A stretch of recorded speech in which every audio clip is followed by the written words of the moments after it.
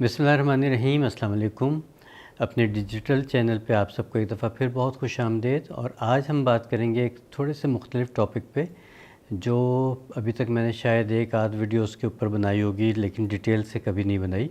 और वो है ओरल हेल्थ, यानी कि हमारे दांतों की और ये मुंह की जो हमारा है इसकी हिफाजत कैसे की जा सकती है, इसको बीमारियों से कैसे बचाया जा सकता है, और दांतों की हम कैसे हिफाजत कर सकते हैं कि वो लंबे अरसे तक ख़राब ना हो और उनके ऊपर कीड़ा ना लगे, कैविटीज़ ना बने, कैलकुलस ना बने, प्लाक ना बने। तो कोशिश करेंगे कि छोटी वीडियो में इन सारी चीज़ों को कवर करने की एक अटेम्प्ट करते हैं। तो सबसे पहले बात कर लेते हैं कि बक्कल कैविटी या ये माउथ हमारा जो सा है, इसकी अहमियत क्या है। अब देखिए, हम जो भी चीज़ खाते हैं वो हमारे मुंह से गुज़र के ही हमारे मैदे में जाती है, और सबसे पहला जो एक्सपोजर होता है हाथ के बाद किसी चीज़ का, वो मुंह में होता है।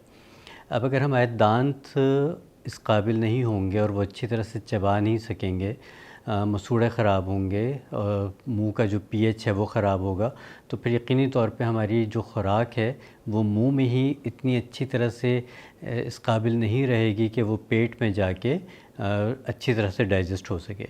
तो बेहतर ये होता है कि हमें बचपन से, बिल्कुल जब कहते हैं ना कि दूध के दांत आते हैं, तब से बच्चों में ये हैबिट बढ़ा देनी चाहिए, उनमें ये हैबिट डाल देनी चाहिए कि अपने दांतों को साफ़ करना है, हर मील के बाद साफ़ करना है। और किस तरह साफ़ करना है इसके ऊपर भी हम बात करेंगे, और आखिर में आपको एक नुस्खा दूंगा जिसके इस्तेमाल से आप अपने दांतों को और अपने मुंह को जरासीमों से बचा सकते हैं। अच्छा, एक बात याद रखिएगा कि बैक्टीरिया जो सा है वो हमारे मुंह का एक हिस्सा है। हमारे मुंह का क्या, बल्कि जिस्म के हर हिस्से में हमारे बैक्टीरिया मौजूद है। अच्छा भी है, यानी कि गुड बैक्टीरिया भी है, और बैड बैक्टीरिया भी है।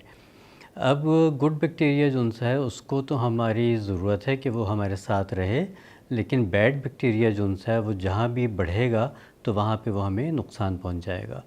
बिल्कुल ऐसे ही जैसे हम कहते हैं कि गट में अगर बैक्टीरिया बढ़ जाता है, बैड बैक्टीरिया, तो फिर हमें डाइजेशन के प्रॉब्लम्स वगैरह स्टार्ट हो जाते हैं।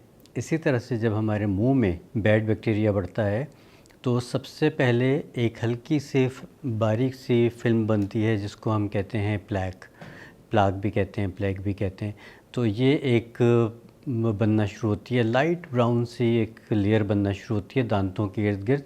ये पहली इंडिकेशन है कि बैक्टीरिया ने आपके दांतों के ऊपर हमला करना शुरू कर दिया है। अच्छा, अब यहाँ तक की जो बात है उसको तो हम टूथब्रश से या अपनी ब्रशिंग हैबिट से किसी हद तक ठीक कर सकते हैं और इसको हम ख़त्म कर सकते हैं। लेकिन जब हमारी ये हैबिट नहीं बनी होती और हम ब्रश इतना रेगुलर नहीं करते, हम अच्छा टूथपेस्ट इस्तेमाल नहीं करते, या बल्कि हम अच्छा टूथ पाउडर इस्तेमाल नहीं करते, या अपनी ओरल हाइजीन का हम ख्याल नहीं रखते, तो फिर ये बैक्टीरिया क्या करते हैं कि हमारे दांत के साथ साथ अपनी कॉलोनी बढ़ाते चले जाते हैं और उसको फिर मज़बूत से मज़बूत करते जाते हैं। जब ये स्टेप बाय स्टेप आगे बढ़ती जाती है चीज़ और ये प्रॉब्लम बढ़ता जाता है, तो इसको फिर हम कहते हैं टार्टर या कैलकुलस बनना शुरू हो गया। ये बिल्कुल पत्थर जैसे सख्त एक बाउंड्री वॉल बना लेते हैं ये बैक्टीरिया, ताकि ये उसके अंदर महफूज रह सकें। और ये इतनी सख्त होती है कि ये आम टूथपेस्ट से, आम ब्रशिंग से ये फिर नहीं जाती। तो हमने क्या करना है कि हमने इसको फॉर्म होने से ही बचाना है, ठीक है। अगर ये बन जाएगी तो फिर आपने क्या करना है, फिर आपने अपने दांतों के ऊपर एक्सपेरिमेंट्स नहीं करने, बल्कि किसी अच्छे ऑर्थोडोंटिक सर्जन के पास जाना है और अपने दांतों की सफाई करवानी है, स्केलिंग करवानी है, ताकि ये आपके दांतों पे से सेफली रिमूव हो जाए और आपके दांतों को कोई नुकसान ना पहुंचे।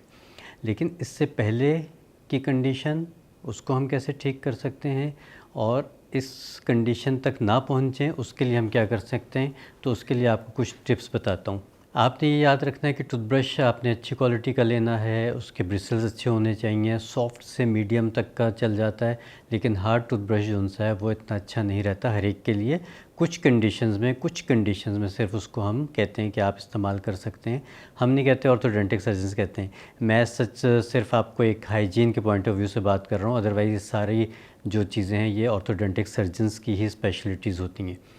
अच्छा, इसके अलावा हम और क्या कर सकते हैं कि हम ब्रशिंग को किस तरह कर सकते हैं। देखिए, एक बात याद रखिए कि एक तो ब्रश अच्छी क्वालिटी का लेना है, दूसरा ये कि टूथपेस्ट आपने ऐसा लेना है जो सिर्फ फैंसी ना हो, बल्कि उसमें कुछ ना कुछ अच्छे इंग्रेडिएंट्स, नेचुरल इंग्रेडिएंट्स उनसे हैं वो मौजूद हों। जैसे मिसाल के तौर पे यूकलिप्टस हो, क्लोव हो यानी कि लौंग हो, पेपरमिंट हो, मेंथोल हो, या बेकिंग सोडा हो, इस किस्म की कोई ना कोई इंग्रेडिएंट उसमें ज़रूर होनी चाहिए। दूसरी बात ये कि टूथपेस्ट का काम जो सा है वो मुंह में झाग बनाना नहीं है, इसलिए आपने टूथपेस्ट को सिर्फ इतना सा टिप के ऊपर टूथब्रश के लगाना है और वही आपका काम कर देगा। आपने बिल्कुल टूथपेस्ट को ज़ाया नहीं करना कि पूरा जितना, अगर इतना बड़ा टूथब्रश है आपका तो आपने पूरे टूथब्रश के ऊपर लगाना है। ऐसा कुछ करने का फ़ायदा नहीं होता, बल्कि उल्टा नुकसान होता है, क्योंकि बहुत से अननेसेसरी केमिकल्स उनसे वो फिर आपके पेट में भी जा सकते हैं और आपके मुंह को भी नुकसान पहुंचा सकते हैं। इसलिए टूथपेस्ट का इस्तेमाल बिल्कुल इतना सा आपने करना है, पी साइज़ से भी छोटा, तो ये आपके लिए फ़ायदेमंद रह सकता है। मिसवाक जो सा इसके लिए बेहतरीन चीज़ है कि आपने नीम की मिसवाक आप ले सकते हैं और ये आपके लिए बहुत फ़ायदेमंद होती है, एंटीबैक्टीरियल भी होती है, एंटी फंगल भी होती है। अच्छा, माउथ वॉश भी आपने कंडीशनर इस्तेमाल करना है, बहुत रेगुलर बेसिस पे इस्तेमाल नहीं करना, क्योंकि वो भी एंटीबैक्टीरियल होता है, बहुत स्ट्रॉन्ग किस्म का।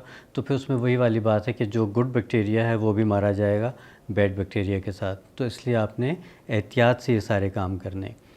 उसके साथ साथ आपने जो सी एहतियातें करनी है वो ये कि आपके दांत के 3 हिस्से होते हैं, मतलब 3 सरफेसेस होती हैं। हमारा फ्रंट होता है, बैक होता है और ऊपर की लेयर होती है। जो हमारे पीछे के दांत हैं, चबाने वाले जो दांत हैं, दाढ़ें जिनको हम कहते हैं, जिनसे हम चबाते हैं, उसके ऊपर की लेयर को साफ़ करना बहुत ज़रूरी है, जहाँ से हम उसको चबा रहे होते हैं। तो इसलिए दांत 3 तरफ से साफ़ होंगे, फ्रंट से, ऊपर से और बैक से।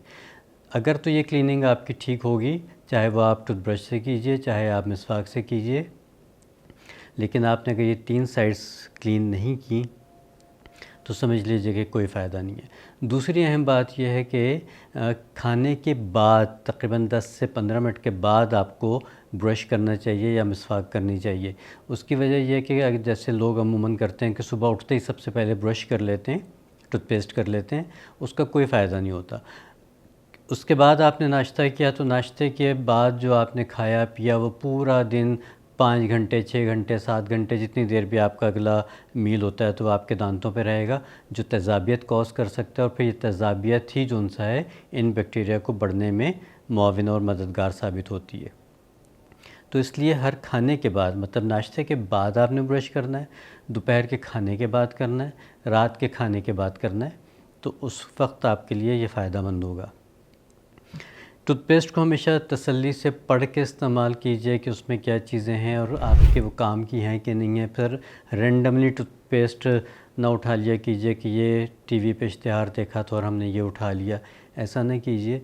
देख लें, थोड़ा सा सर्च कर लिया कीजिए, थोड़ा सा पढ़ लिया कीजिए इंग्रेडिएंट्स को और उसके बाद फिर लेके आया कीजिए।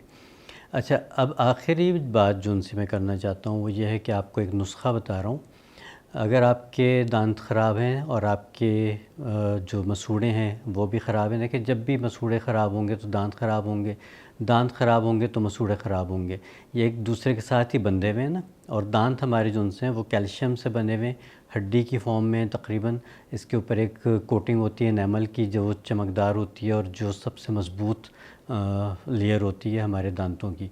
तो हमने कोई ऐसी चीज़ इस्तेमाल नहीं करनी होती जो हमारे एनामल को नुकसान पहुंचाए। अदरवाइज़ हम जैसे बात करते हैं ना कि दांतों में सेंसिटिविटी हो गई, ठंडा गर्म लगना शुरू हो गया, दांतों में दर्द शुरू हो गया, तो वो एनामल के ख़राब होने की वजह से होता है।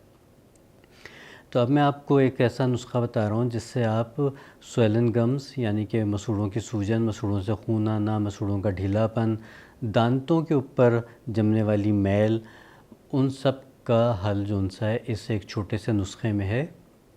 और ये बात फिर मैं रिपीट कर दूं कि ये प्रिवेंटिव है। अगर कैलकुलस या टाटर बन गया है तो फिर आपने यकीनी तौर पे एक्सपर्ट्स के पास जाना है। नुस्खा नोट कीजिए, इसमें हमने लेनी है, मैं आपको एक बना के रखने के लिए बता देता हूँ, उसमें से आपने बस चुटकी भर लेके इस्तेमाल करना है। इसमें आपने 1 टेबल स्पून लेना है हल्दी का, आधा टेबल स्पून आपने लेना है इसमें मीठा सोडा, 1/4 चमची से भी कम आपने, तब 1 चुटकी समझ लीजिए, आपने लेना है लौंग का पाउडर।